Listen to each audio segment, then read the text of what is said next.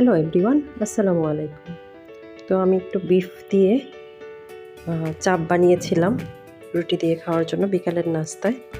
তো এগুলো মেরিনেশন করে রেখেছিলাম টক দই দিয়ে, আর মাংসের মধ্যে আমরা যা যা মশলা ইউজ করি সবগুলো মশলা দিয়ে, আর সাথে হচ্ছে সয়া সস, লেবুর রস এগুলো দিয়েছিলাম, দিয়ে মেরিনেট করে রাখা ছিল 6 ঘন্টার মতো। তারপর আমি এগুলোকে ফ্রাই প্যানে অল্প কিছু তেল দিয়ে এগুলোকে চাপের মতো করে বানিয়ে নিচ্ছি।